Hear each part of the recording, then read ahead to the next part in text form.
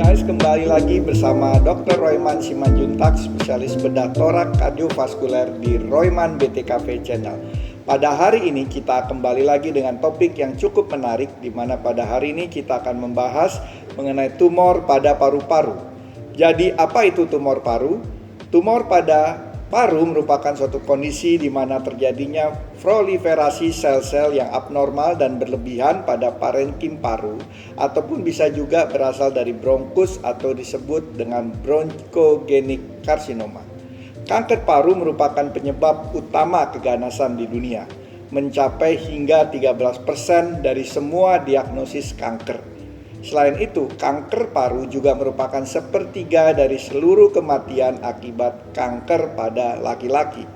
Berdasarkan data WHO, kanker paru merupakan jenis kanker terbanyak pada laki-laki di Indonesia dan terbanyak kelima untuk jenis kanker pada perempuan. Kanker paru juga merupakan penyebab kematian akibat kanker terbanyak pada laki-laki dan kedua pada perempuan.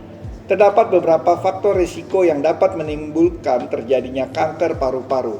Faktor risiko tersebut dapat meliputi merokok yang merupakan faktor risiko terbesar bagi kanker paru, dan merokok yang pertama tadi saya sudah sebutkan, yang kedua adanya paparan asbestos, ketiga paparan logam seperti kromium, nikel, arsenik, dan hidrokarbon aromatik polisiklik.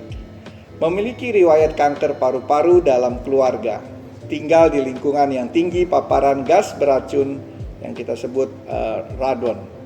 Secara umum, tumor paru dapat dibagi menjadi dua jenis utama, yaitu tumor paru yang bertipe small cell lung cancer dan non-small cell lung cancer. Small lung cancer itu kira-kira 15% dari kanker paru-paru. Sementara small cell lung cancer terdiri dari sekitar 85%. Tanda dan gejala yang ada pada kanker paru adalah sebagai berikut. Yang pertama, suara serak. Yang kedua, tubuh lemas. Ketiga, nyeri dada. Keempat, mengi. Ya, suara napasnya berbunyi. Berat badan turun drastis. Sesak nafas, sakit kepala, nyeri tulang dan sendi, mata dan kulit menguning, pembengkakan kelenjar getah bening di leher. Metastasis dari kanker paru-paru ke tulang sering bergejala, dan pasien mungkin datang dengan nyeri tulang di tempat metastasis dalam keadaan peningkatan serum alkaline fosfatase dan hiperkalsemi, artinya kalsiumnya meningkat. Hingga 20% pasien dengan kanker paru-paru non-sel kecil atau non-sel small lung cancer mungkin mengalami nyeri tulang sekunder akibat metastasis pada presentasi awal. Jadi hati-hati guys, kalau ada keluhan nyeri-nyeri tulang, jangan dianggap rematik saja, tapi mungkin bisa adanya metastasis pada lung cancer atau kanker paru. Pencitraan biasanya mengungkapkan lesi osteolitik dengan badan vertebral, artinya di tulang belakang, di vertebral, sebagai tempat metastasis yang paling umum. Nah ini juga kalau ada sakit-sakit pinggang, sakit-sakit di tulang belakang, hati-hati guys, bisa saja ada metastasis dari kanker paru. Metastasis adrenal juga terjadi pada kanker paru-paru, tetapi jarang bergejala dan biasanya terlihat pada stadium. Untuk diagnosis dari tumor paru dapat dilakukan pemeriksaan berupa foto ronsen dada untuk melihat lokasi kelainan dan kondisi tumor di paru-paru. Memang ronsen ini adalah pemeriksaan yang paling sederhana, tetapi perlu kita waspadai, kadang-kadang menjadi false negatif kalau tidak teliti melihatnya.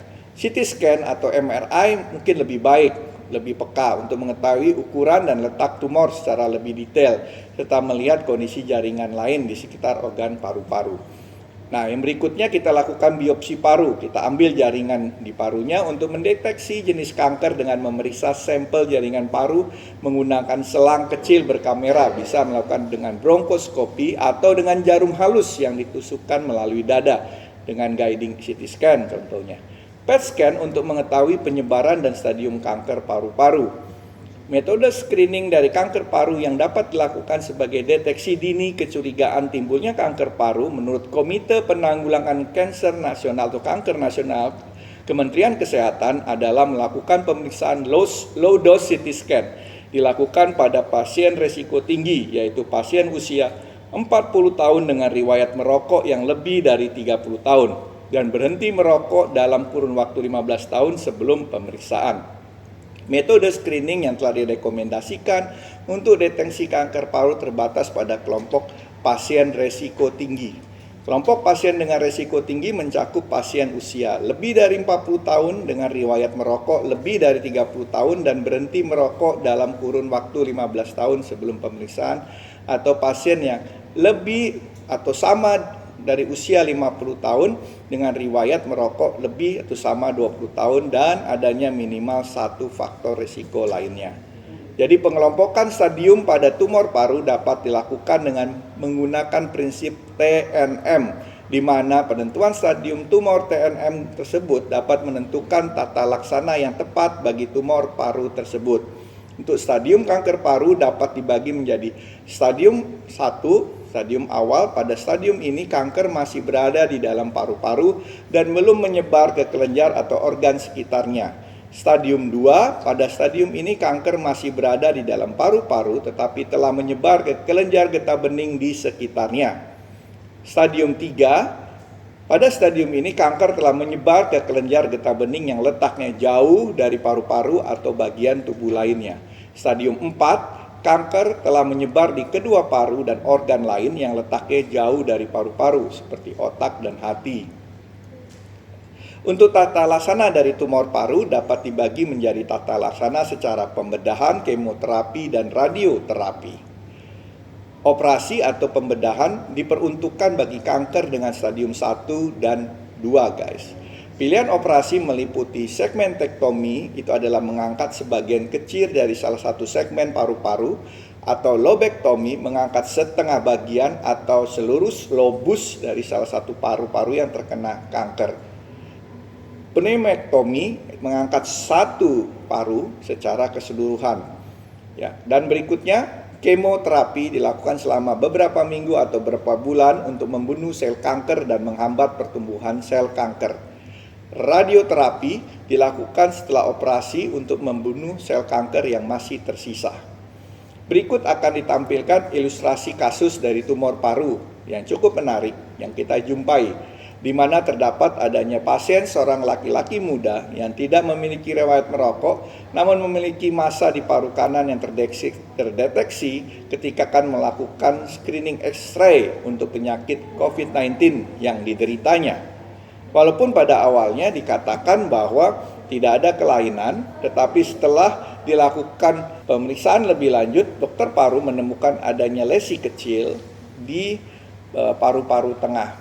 Akhirnya dianjurkan untuk melakukan CT scan dengan kontras dan juga dilakukan PET scan, dan ditemukan bahwa kecurigaan adanya nodul ganas di pertengahan paru-paru. Mari kita simak bersama case reportnya. Lalu berikutnya akan ditampilkan video operasi torakotomi lobektomi paru kanan lobus superior disertai dengan video assisted thoracoscopic surgery.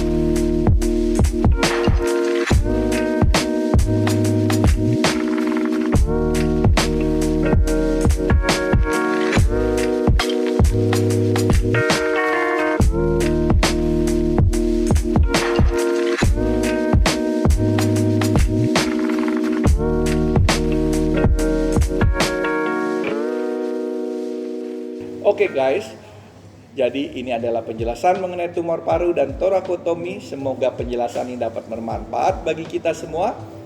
Terima kasih telah menonton video ini. Tetap jaga prokes, jaga kesehatan selalu. Jangan lupa untuk like, share, comment, and subscribe. Sampai jumpa di topik selanjutnya. See you guys. Salam sehat, Dr. Roy Madi.